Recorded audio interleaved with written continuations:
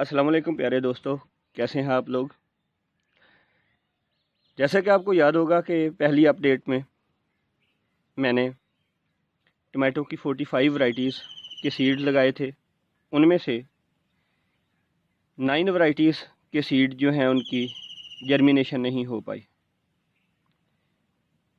अब उन सीड्स को दोबारा से लगाने के लिए और इसके साथ साथ कुछ और वैरायटीज़ हैं टमाटर की जिनके सीड्स मैंने अरेंज किए हैं, तो उनके सीड्स भी साथ लगाने के लिए आज का मेरा ये वीडियो है।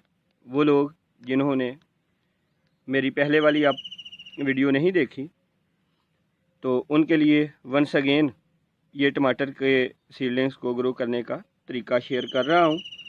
इसको हम प्रो ट्रे मेथड या प्रो ट्रे टेक्निक जो है वो कहते हैं। मैं आपको इसका इंट्रोडक्शन करवाता चलूँ कि ये जो ट्रेज़ हैं, सीडलिंग ट्रेज़, ये सीडलिंग ट्रे है खाली। इनमें अगर आप सीडलिंग्स ग्रो करवाते हैं तो इसको प्रो ट्रे टेक्निक कहते हैं या प्रो ट्रे मेथड। मैं भी यही यूज़ करने वाला हूँ। ये मुख्तलिफ़ तादाद में सेल्स वाली ये ट्रेज़ मार्केट में अवेलेबल हैं। जैसे ये 72 वाली है, ये जो आप देख रहे हैं जिसमें मैंने ये पॉटिंग मिक्स भरा हुआ है, तो ये 50 सेल्स वाली है। और जिन लोगों के पास ये ट्रे नहीं है तो उनको घबराने की ज़रूरत नहीं है, वो इससे भी बहुत सस्ता तरीका इस्तेमाल कर सकते हैं। जैसे ये मेरे पास डिस्पोजेबल कप है, इस्तेमाल शुदा जो डिस्पोजेबल कप्स हैं आम अवेलेबल हैं आपके पास, कहीं ना कहीं से आपको वो मिल जाते हैं। तो अगर आपके पास ट्रे नहीं है तो आप इस डिस्पोजेबल कप को भी इस्तेमाल कर सकते हैं, या इस तरह के छोटे पार्ट्स होते हैं ये प्लास्टिक पार्ट्स, आप इनको भी इस्तेमाल कर सकते हैं। तो इसको ग्रो करवाने के लिए ज़रूरी नहीं है कि आपके पास ट्रे ही हो। आप कोई छोटा सा गमला जो है, जिस तरह से वो सामने प्लास्टिक का पड़ा हुआ है, या क्ले का पार्ट है आपके पास, या कुछ भी कोई भी कंटेनर है, तो आप उसमें इसको ग्रो करवा सकते हैं। तो वैरायटीज़ का मैं इंट्रोडक्शन करवाता चलूँ। चेरी टमाटो, मस्कोटा है, ये एक और चेरी टमाटो है स्काई सीड्स वालों का। इसके साथ साथ ये ब्रांडी वाइन रेड है, स्वीट बेबी हाइब्रिड है, सन गोल्ड है,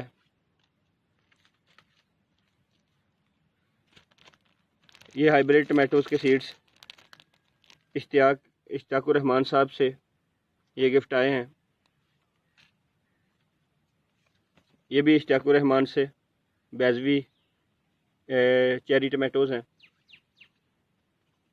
ये भी इश्तियाकुर रहमान से ये गोल चेरी टमाटोज़ हैं। ये इनायतुर रहमान साहब से आए हैं, ये ओवल हैं, लार्जर साइज़ के होते हैं। ये भी हाइब्रिड टमाटो हैं, इनायतुर रहमान साहब से रेड मिल्क वैरायटी है। ये येलो ब्रांडी वाइन, इसके साथ ये ब्लैक वर्निसेज जिसके लास्ट टाइम सीड ग्रो नहीं कर सके। इसी तरह ये ग्रीन टाइगर और टाइगरेला, इनके भी सीड्स की 0% जर्मिनेशन हुई थी, वंस अगेन लगा रहे हैं। वाइट चेरी है, इसके साथ साथ ये नई वैरायटीज़ आई हैं अनीस अहमद ख़ान साहब के वैसे मैंने परचेज़ की हैं, सैन मरजैनो और सुपर मारमेंड, ये 2 वैरायटीज़ हैं। इसी तरह ये टीनी टिम है, इसकी भी लास्ट टाइम वाली जो सीडलिंग की थी उसमें कोई जर्मिनेशन नहीं हो सकी, एक बार फिर लगा रहे हैं। चेरी टमाटो है ये भी। इसके बाद ये गोल्ड नगट, बड़ी अच्छी क्वालिटी के ये और बड़ा साइज़ है फ्रूट का। इसके बाद ये ग्रीन ज़िब्रा है, लास्ट टाइम नहीं उग सका तो अब दोबारा उगाने की कोशिश में है। Next variety prudent purple organic tomato है, नई वैरायटी है और बड़ा खूबसूरत इसका फ्रूट होता है। इससे नेक्स्ट वैरायटी है tomato black Prince. Tomato black Prince के बाद जो नेक्स्ट वैरायटी है ये है टमाटो चिरोकी ग्रीन। उसके बाद टमाटो रेड पियर पिरीफार्म।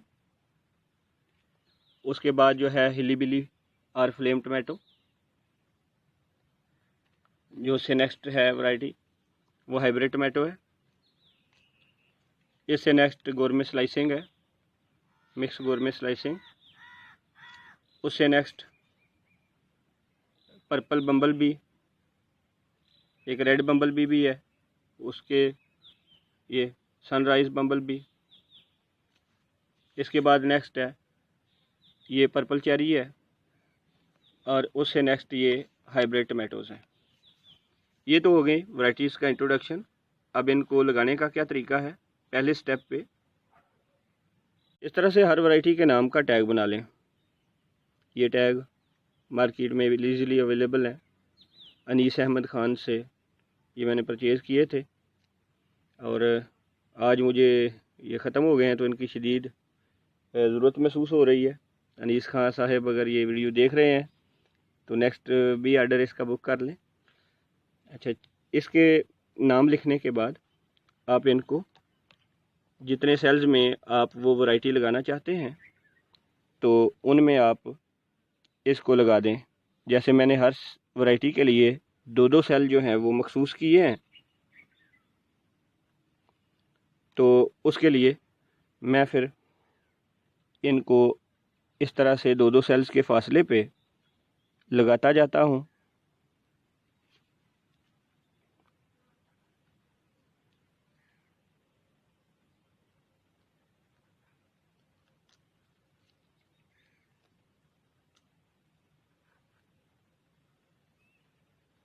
ये मैं इस तरह से इनको लगाता जाता हूँ।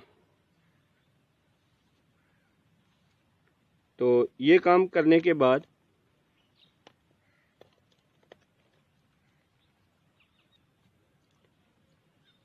टैगिंग मुकम्मल करने के बाद हम फिर इसके नेक्स्ट स्टेप पे आएंगे और वो है इसके सीड्स, उनका ट्रांसफ़र। तो इस तरह से आप पहले तमाम ट्रे में अपनी जितने आपको प्लांट्स चाहिए उनके मुताबिक सेल्स को स्पेसिफाई करके मखसूस करके तो इन वैरायटीज़ के नाम लिख लें और टैग लगा दें। फ्रेंड्स, मैंने इन तमाम वैरायटीज़ के टैग्स लगा दिए हैं और इनके अंदर हर सेल में मैंने सीड्स भी यहाँ पे स्प्रिंकल कर दिए हैं। तो इससे जो नेक्स्ट स्टेप है उसमें यह है कि हम सीड की सरफेस को कवर कर दें। तो मैं इसकी सीड की सरफेस को कवर करने के लिए इसके ऊपर बहुत ही बारीक जो तय है वर्मी कंपोस्ट की या फिर जो है वो आप के पास जो भी ग्रोथ मीडियम है, चाहे कोकोपीट है, पीट मॉस है, सिल्ट है, तो उसकी बारीक सी तय जो है वो इनके ऊपर लगा दें ताकि सीड की सरफेस जो है वो कवर हो जाए और जर्मिनेशन इफ़ेक्टिव हो।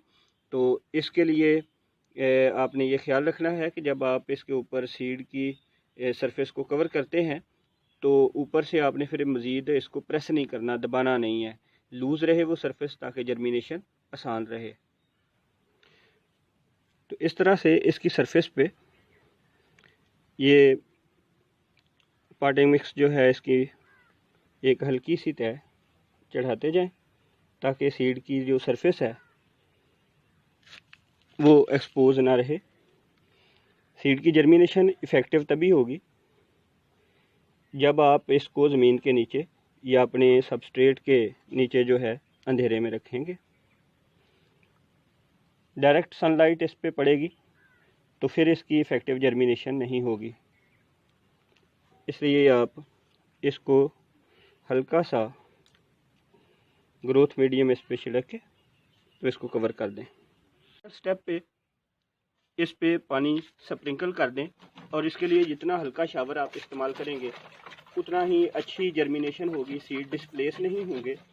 इसलिए हल्का शावर आप इस्तेमाल करें इसका, ताकि आपके सीड जो हैं वो अपनी जगह से हिले नहीं। अगर आपके पास शावर जो है वो बारीक नहीं है तो फिर एक जगह पे आप उसको धार मत बना के पानी को गिराएं, बल्कि इस तरह से आप स्प्रिंकल करते जाएं।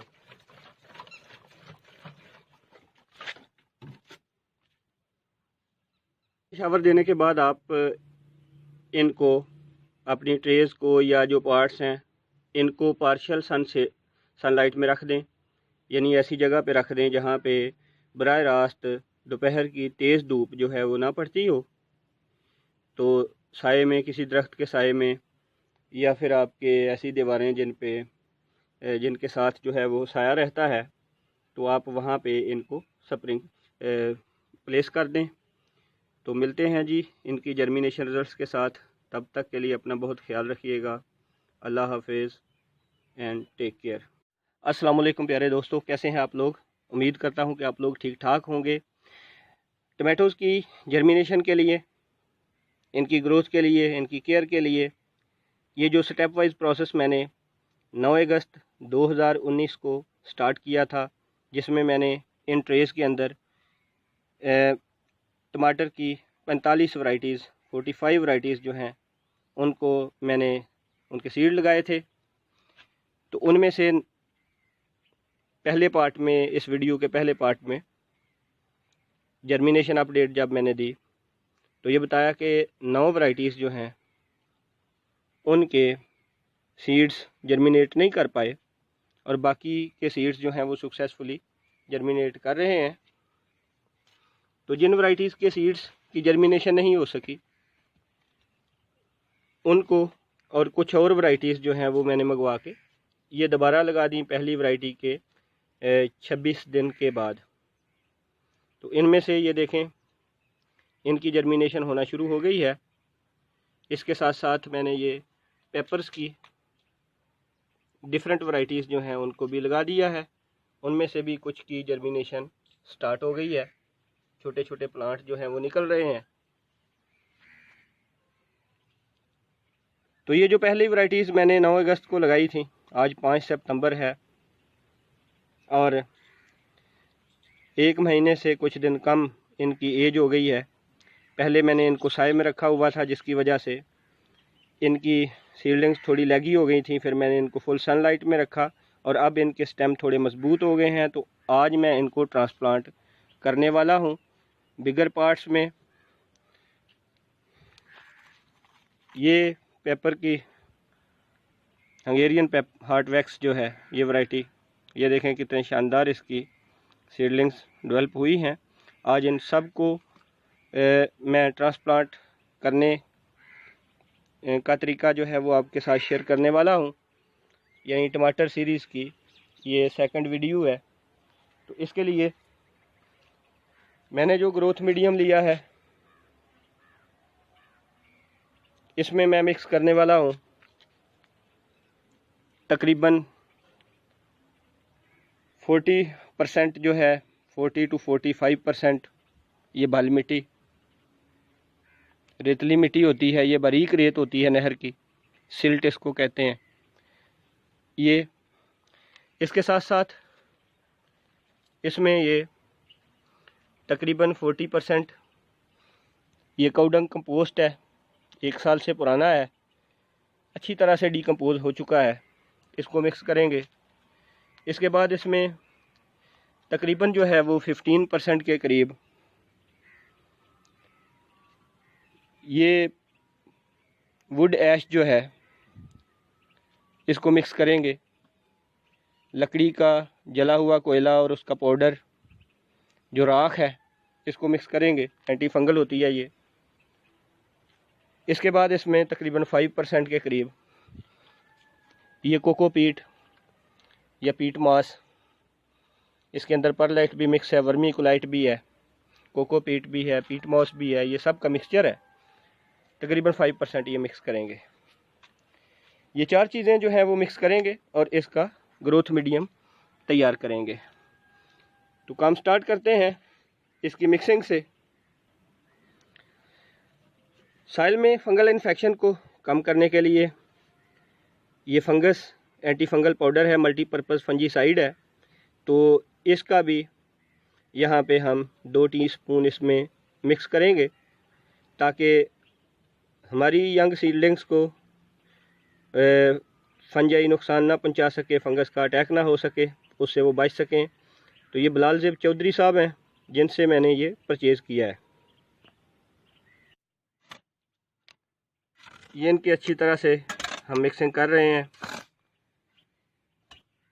सारे अज्जा सही तौर पे मिक्सअप होने चाहिए और इसमें एक होमोजीनस मिक्सचर बनना चाहिए। जितनी मिक्सिंग अच्छी होगी उतनी ही हमारी सीडलिंग की ग्रोथ जो है वो अच्छी होगी। ग्रोथ मीडियम की अच्छी तरह से मिक्सिंग के बाद इसमें अब ये थोड़ा सा मल्टीपर्पज़ फंजीसाइड ऐड कर दिया है। अब इसको एक बार फिर से मिक्स करेंगे।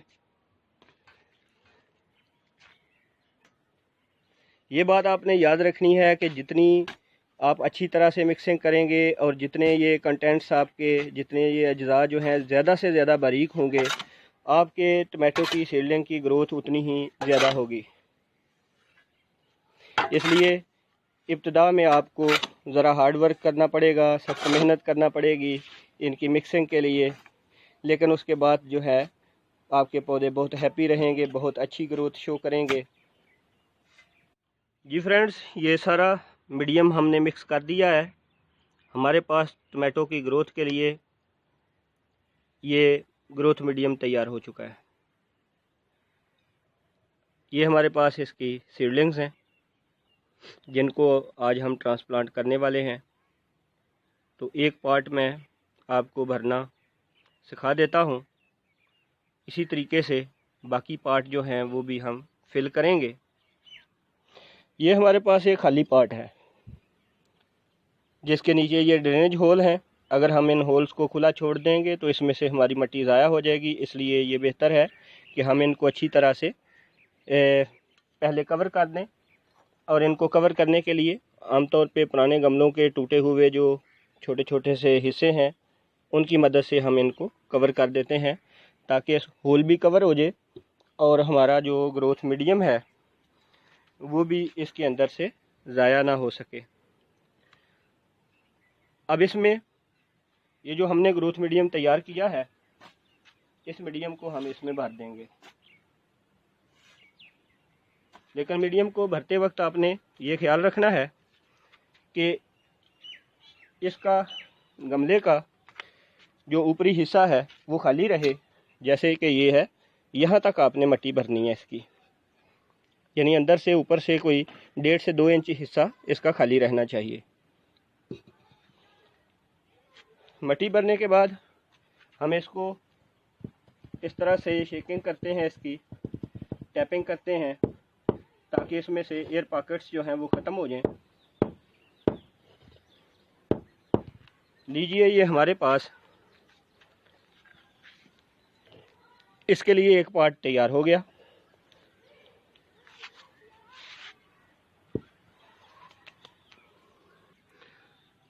आप इन ट्रेज़ में बहुत सी वैरायटीज़ उगी हुई देख सकते हैं। इनमें से एक वैरायटी ये जो मेरे पास हंगेरियन हार्ट वैक्स है, इसको मैं यहाँ पे ट्राई करने लगा हूँ, ट्रांसप्लांट करने लगा हूँ। ट्रांसप्लांटेशन से पहले आप अच्छी तरह से चारों तरफ से इन सेल्स को थोड़ा थोड़ा सा प्रेस कर लें ताकि इसकी जड़ें जो हैं वो इनके साथ आज़ाद हो सकें। इसके बाद एहतियात से इसको पकड़ के तो आपने ऊपर की तरफ खींचना है। ये जी हमारे पास रूट समेत ये हंगेरियन हार्ट वैक्स पेपर का प्लांट आ गया। अब नेक्स्ट स्टेप पे आपने क्या करना है कि हमने इसको इस पॉट में शिफ्ट करना है। पॉट में शिफ्टिंग के लिए क्या करेंगे कि इसके अंदर इसके साइज़ के मुताबिक छोटा सा एक गड्ढा खोदेंगे। मिट्टी चूँकि अभी हमने फिल की है, काफ़ी नरम है, वैसे भी ये सिल्ट है और पोरस है, तो हम इसको एहतियात से इसमें प्लेस कर देंगे इस तरह से। अब इसके चारों तरफ नरमी से एहतियात से हम मिट्टी डाल देंगे। ये डालने के बाद थोड़ा सा इसको शेक करें। लीजिए, हमने एक प्लांट को ट्रांसप्लांट कर दिया है। इसी तरह से हम दूसरे सेल के साथ भी ऐसा ही करेंगे कि इसको नरमी से नीचे से यूं प्रेस करेंगे ताकि इसका जो मीडियम है वो दीवारों से आज़ाद हो जाए और एहतियात से पकड़ कर ऐसे इसको हम निकाल लेंगे। ये हमारा दूसरा प्लांट निकल आया। अब इसको भी इसी तरह से इसके सेंटर में एक घड़ा खोद के तो बिल्कुल सीधा आपने रखना है। यहाँ रखते वक्त इसको एहतियात करनी है, टेढ़ा हो गया अगर आपका प्लांट तो फिर जो है वो ग्रो तो कर जाएगा लेकिन खूबसूरत नज़र नहीं आएगा। इसलिए बिल्कुल इसको सेंटर में आपने रखना है और शेक कर दें। इसके बाद हमने चूँकि इसमें से इन सेल्स में से ये निकाला है तो इसका जो टैग है हंगेरियन हार्ट वैक्स ये इसके साथ लगा देते हैं। जितने भी आप इसके साथ जो है वो लगाएंगे एक ही वैरायटी के पौधे, उनको लाइन में एक सीध में रख दें। हर एक के साथ टैग लगाने की ज़रूरत नहीं है, सबको एक लाइन में एक सीध में रख दें। इस छोटी ट्रे में ये टमाटिलो के मैंने प्लांट्स लगाए थे, इनके साथ ही इन टमाटरों के साथ ही इनको लगाया था। स्काई सीड से जो टमाटिलो लिए वो भी यहाँ पे लगाए थे लेकिन उनमें से कोई ग्रो नहीं कर सका। ये जो जॉन की तरफ से मुझे गिफ्ट हुए थे सीड, तो उनके टमाटिलो को मैंने लगाया और वो तीनों के तीनों ही ग्रो कर गए और उनकी ग्रोथ टमाटर की निस्बत चूँकि ज़्यादा तेज़ थी इसलिए उनको जल्दी ट्रांसप्लांट मुझे करना पड़ा। तो उनकी भी ये ट्रांसप्लांटेशन मैंने ये पस मंज़र में आप जो देख सकते हैं, ये तीन जो पार्ट्स हैं जिनमें दो ये प्लांट है, एक ये है और एक उससे आगे है। तो इन प्लांट्स ये वही प्लांट्स हैं जो उन छोटी ट्रेज में ग्रो किए थे और आज तो मैं देख के इनको हैरान रह गया, इतनी अच्छी इनकी ग्रोथ चल रही है कि इनके ऊपर ये फ्रूटिंग भी शुरू हो गई है। तो बहुत अच्छे से ये ग्रो कर रहे हैं। फ्रेंड्स, यही तरीका हम इन टमाटरों की सीडलिंग के साथ भी इस्तेमाल करने वाले हैं। जिस तरह से हमने छोटी ट्रे में से इसको पेपर जो हैं उनकी सीडलिंग्स को निकाला, वैसे ही हम इस बड़ी ट्रे में से टमाटो सीडलिंग्स जो हैं उनको निकालने वाले हैं।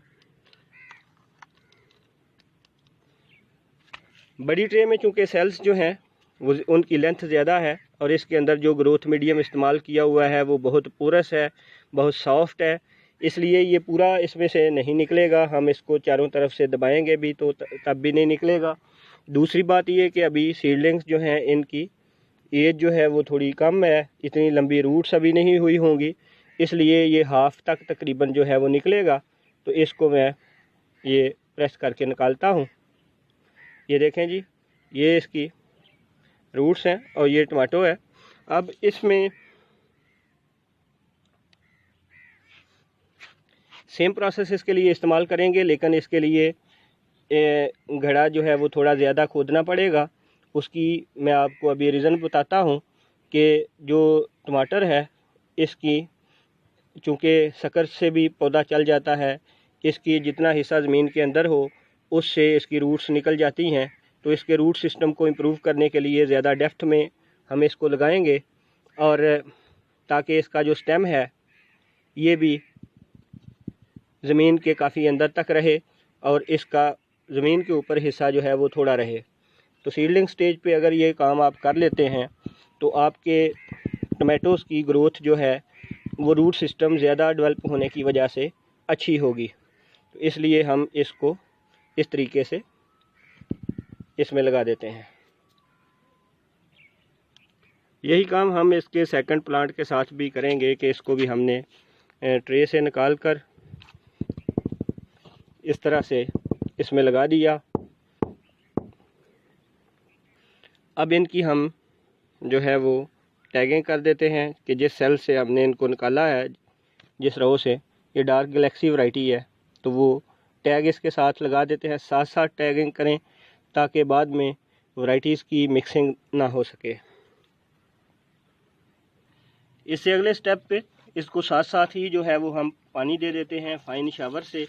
पहली वाटरिंग ज़रा हैवी करें ताकि रूट्स और जो साइल मीडियम है इनकी आपस में सेटिंग हो सके। इससे प्लांट की सक्सेस रेट जो है वो बढ़ जाएगा।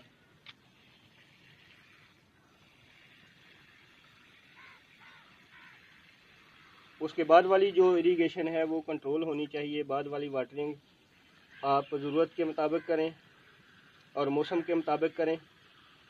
बहुत ज़्यादा सौगी नहीं होना चाहिए मीडियम को, और बहुत ज़्यादा ड्राई भी नहीं रहना चाहिए जिससे पौधा स्ट्रेस में आ जाएगा। इसलिए मॉडरेट वाटरिंग करें बाद में, लेकिन फ़र्स्ट टाइम वाटरिंग जो है वो ज़्यादा करें।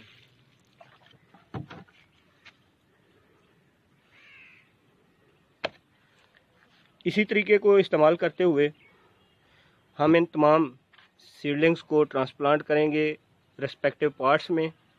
प्लांट्स को इनके मुतल्लिका गमलों में लगाने के बाद हम इनको पानी देते हैं और इसके बाद हम इनको 2 से 3 दिन तक, और सम टाइम्स अगर मौसम बहुत ज़्यादा हार्श हो, शदीद हो, तो हम जो है 1 हफ़्ते के लिए इसको पार्शियल शेड में रख देते हैं ताकि हमारे प्लांट्स जो हैं वो बहुत ज़्यादा तेज़ धूप की वजह से मर ना जाएं। तो ये काम हम जो है इसके बाद करेंगे। इस तरह से सब पार्ट्स में मिट्टी भरते जाएं।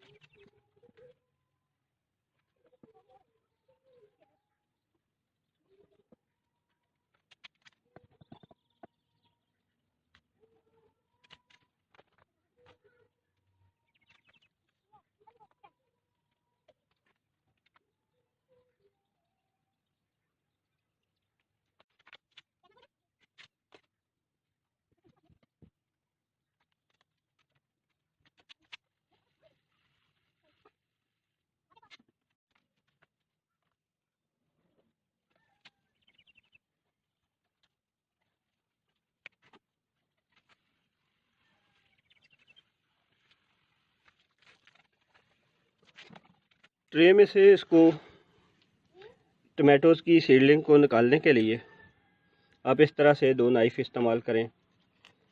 सीडलिंग के दोनों साइडों पे इसकी सरफेस को अलहदा करें सेल की सरफेस से, सेल की वाल से। इसके बाद आप एहतियात से इसको ऐसे बाहर निकाल लें। तो ये मुकम्मल आपकी सीडलिंग बाहर आ गई रूट समेत।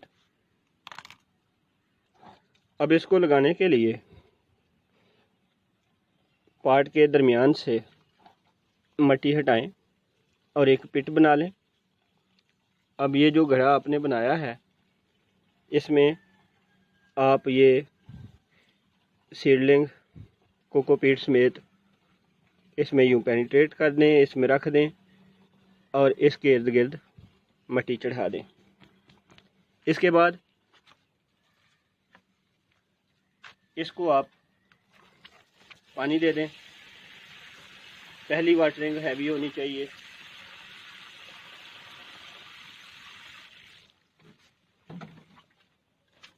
और ये सीडलिंग ट्रांसप्लांटेशन का काम हमेशा आप सेकंड टाइम करें ताकि पूरी रात इसको मिल सके और कल सुबह तक आपका पौधा स्टेबल हो जाए। जी, टमाटोज़ की जो वैरायटीज़ हैं फेज़ 1 ये आज मुकम्मल हो चुकी है और इसमें ये जितनी भी वैरायटीज़ हैं इनको ट्रांसप्लांट कर दिया है। पहली इरिगेशन इनको भरपूर दें, पहली बार इनको भरपूर पानी दें क्योंकि रूट्स ने साइल के साथ जो आपने मीडियम तैयार किया है उसके साथ इंटरमिक्स होना होता है, उसके अंदर सेट होना होता है। इसलिए पहली बार भरपूर इरिगेशन करें, लेकिन कभी भी यूँ धार बांध के पानी नहीं देना। हमेशा आप शावर इस्तेमाल करें, बारीक से बारीक इसका शावर इस्तेमाल करें ताकि आपके प्लांट्स जो हैं वो डिस्प्लेस ना हो सकें। इस तरह से जब आपके प्लांट डिस्प्लेस नहीं होंगे और आप इनको सेकंड टाइम पे लगा रहे हैं तो पूरी रात इनको और अगला दिन दोपहर होने तक इनको 10 से 12 घंटे जो है वो मिल जाएंगे और इस दौरान आपके प्लांट्स जो हैं वो सक्सेस रेट इनका बढ़ जाएगा, इनका कामयाबी का तनासब जो है वो बढ़ जाएगा। कुछ वैरायटीज़ ये हैं, कुछ जो हैं वो इससे आगे हैं।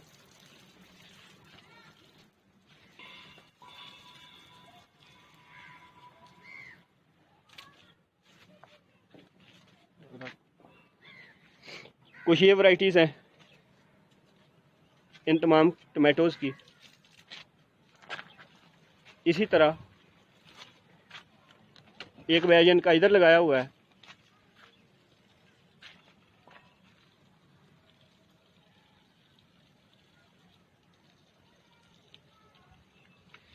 सिमिलरली अगर हम इस साइड पे देखें तो यहाँ भी इनका जो बैज है ये एक लगाया हुआ है। तो ये जो टमाटोज़ हैं 9 सितंबर को लगाए गए थे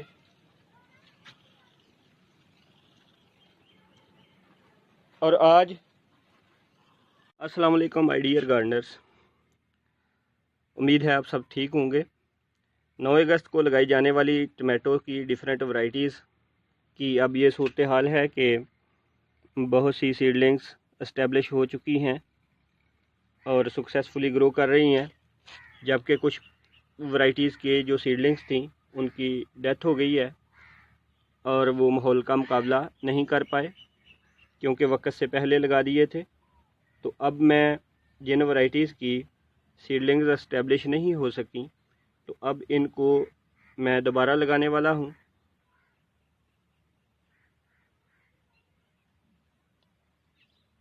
ये टमाटर की दोबारा से लगाई जाने वाली सीडलिंग्स हैं। कुछ वैरायटीज़ इनमें जर्मिनेट कर गई, लेकिन ये जो सेल्स आप खाली देख रहे हैं ये वैरायटीज़ जर्मिनेट नहीं कर पाई। इसी तरह बहुत सारी जो पेपर्स की मैंने वैरायटीज़ लगाई थी उनमें से भी कुछ की जर्मिनेशन नहीं हो सकी।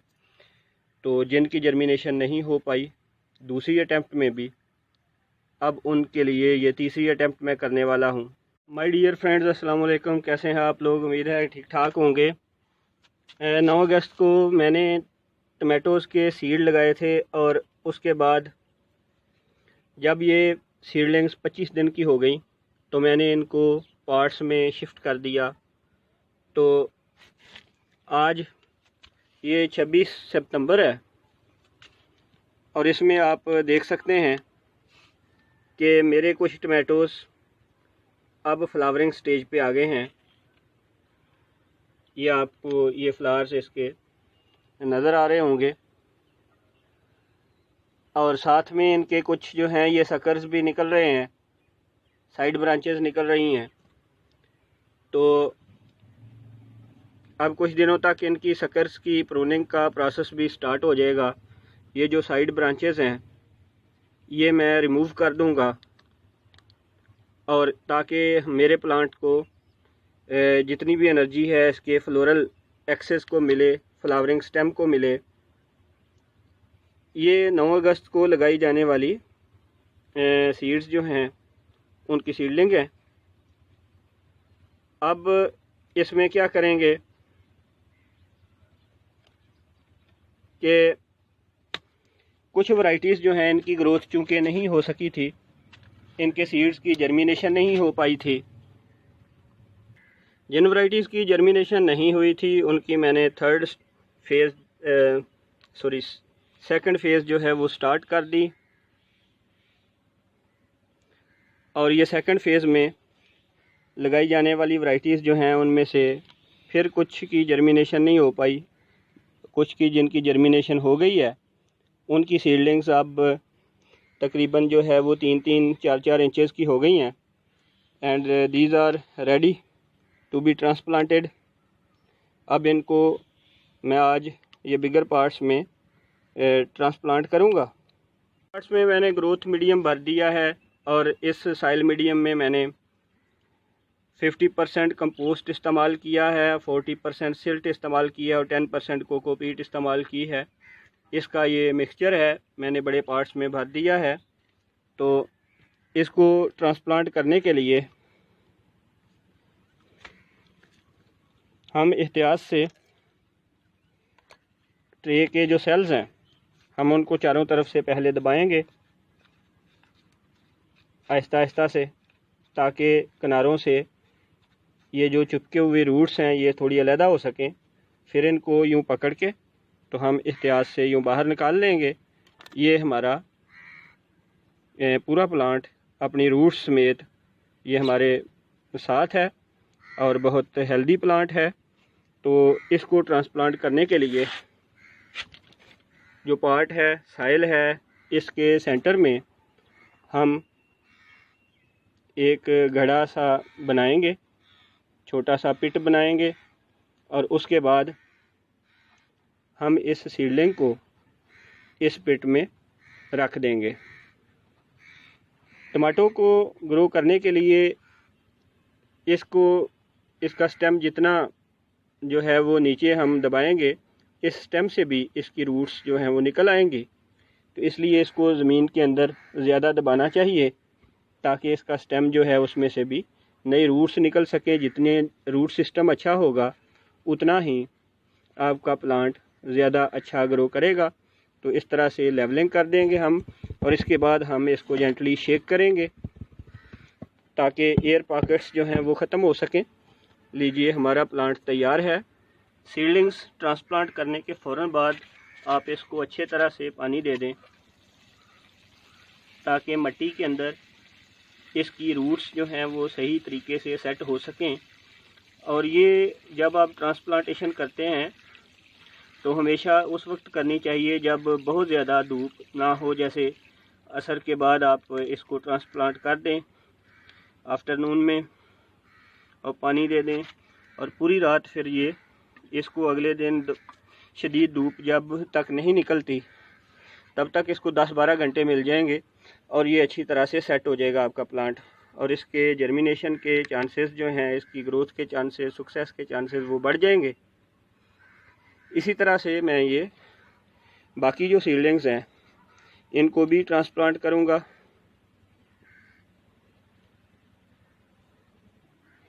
इसके अंदर 2 प्लांट्स हैं, 2 सीड लगाए थे, दोनों उग गए, बहुत अच्छे से इनकी ग्रोथ हुई। तो अब इन दोनों को मैं लगा दूंगा सेपरेट करने की बजाय। बाद में जो हेल्दी होगा उसको रखेंगे और दूसरे को काट देंगे। और ये वैरायटी है सैन मरज़ेनो, ये इसका टैग लगा देंगे। तो इस तरह से ये दोनों पार्ट्स जो हैं वो सैन मरज़ेनो के आगे आमने सामने। अब इसको पानी दे देते हैं।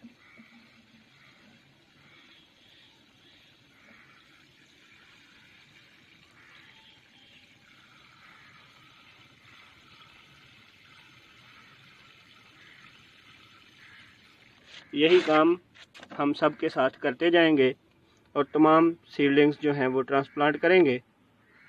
तो मिलते हैं सब के साथ ये प्रोसेस करने के बाद। Welcome back dear friends. Seedlings जो सीडलिंग ट्रे में मैंने ग्रो करवाई थी उन सब को मैंने इन पार्ट्स में ट्रांसप्लांट कर दिया है। ये न्यूली ट्रांसप्लांटेड सीडलिंग्स हैं।